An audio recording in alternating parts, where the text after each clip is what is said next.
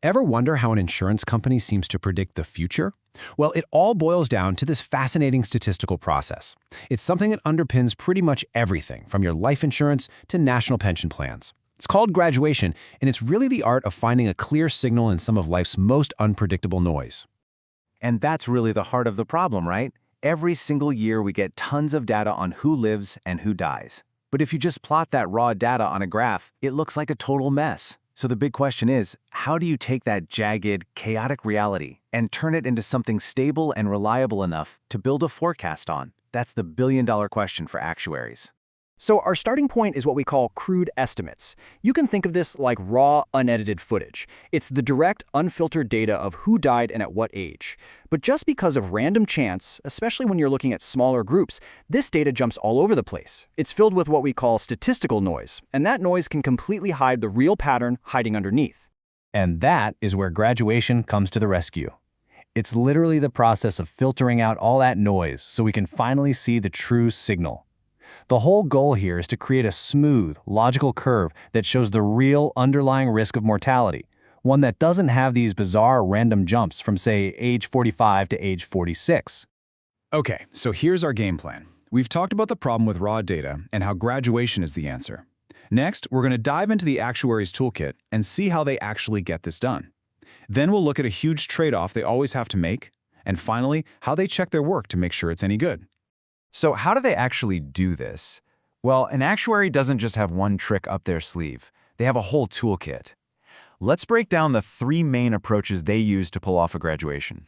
First up, we've got the most ambitious approach. You can think of this like searching for a single universal law of physics that explains everything.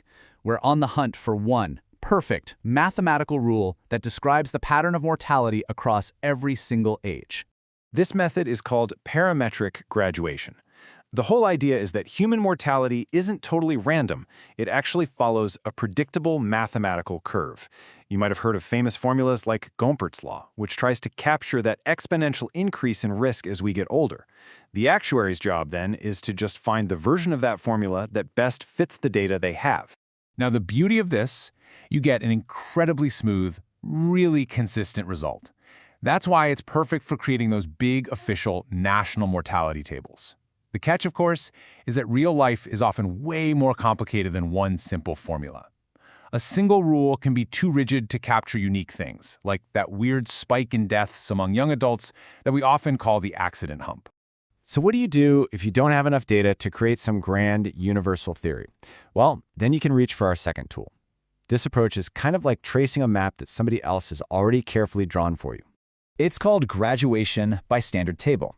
And the logic here is actually pretty simple. If you're studying a group of people, say doctors, who are probably similar to a bigger, already well-studied population, you can just borrow the shape of their mortality curve. Then you just slide that curve up or down to match the overall death rate you're seeing in your own smaller set of data. This is a fantastic shortcut, especially when your own data is a bit thin, because it lets you lean on the stability of a much bigger study.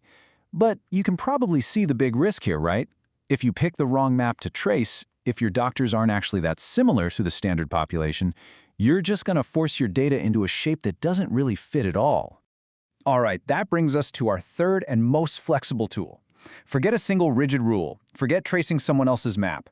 This approach is like using a flexible ruler that can actually bend and curve to follow the unique twists and turns of your own data. This really powerful technique uses what are called spline functions. So instead of trying to fit one big curve to the entire age range, you use a series of smaller, simpler curves that are all seamlessly joined together at these points called knots. By placing these knots at just the right ages, you can create a final curve that is both super smooth and incredibly responsive to what the data is actually doing. And that flexibility is what makes splines so incredibly powerful. They can accurately model things that a single formula would just steamroll right over, like that accident hump we keep mentioning. The catch? Well, it takes more judgment. The actuary has to decide where to place those knots to get the best result, and that can take a little bit of trial and error. So we have these amazing tools, but using them isn't just about plugging numbers into a computer. Every single graduation involves dealing with this fundamental conflict, this balancing act, where the hard science really meets professional judgment. And this right here is the big trade-off. On one hand, you have adherence to data. You want your final smooth curve to be a faithful, honest representation of what really happened. But on the other hand, you need smoothness. You want a curve that's logical, that's consistent, and doesn't have any weird bumps. If you pull too hard in either direction, you end up with a line that's either still jagged and noisy, or one that's perfectly smooth but totally ignores the actual data.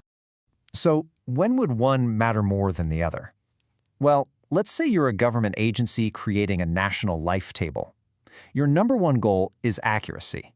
You want to reflect what's really happening in the population. In that case, you're going to lean heavily toward adherence to data, even if the final curve isn't perfectly elegant. But now, flip it. Imagine you're an insurance company setting premiums. If your mortality rates are jumping up and down, you could end up in a crazy situation where a 41-year-old's premium is higher than a 42-year-old's. That's just bad for business, right? So here, smoothness becomes absolutely critical to make sure your prices are fair and make sense to customers. Okay, so you've picked your method, you've balanced that tricky trade-off, but you're not done yet. The last and maybe most important step is to test your results. How do you actually know if you've created a good model of reality? As you can see, this whole thing is a really structured process. You select your tool, the formula, the standard table, or the spline. You find the best fitting version of that model for your data, you calculate your new smooth rates, and then finally, you test. Yeah, actuaries don't just eyeball it and say, looks good. They use serious statistical tests like the chi-squared test to check their work. The best way to think about it is like a reality check score. The test basically measures the gap between the actual number of deaths you saw in your raw data and the number your smooth curve would have predicted. If that score is low enough, it means they're statistically close, and you can be confident you've got a good fit. Which, of course, brings us to the ultimate question. After all of this, choosing tools, balancing these big trade-offs, and running all these tests, is graduation an art that relies on judgment, or is it a science based on cold, hard numbers? And the answer, really, is that it's a powerful blend of both. The science gives us the incredible tools, the formulas, the computer algorithms, the statistical tests, but the art is all in the judgment, knowing which tool to use for the job, and most importantly, deciding on that critical balance between sticking to messy reality and the need for a smooth, usable result. It's a process that truly smooths out the lines between life, death, and data.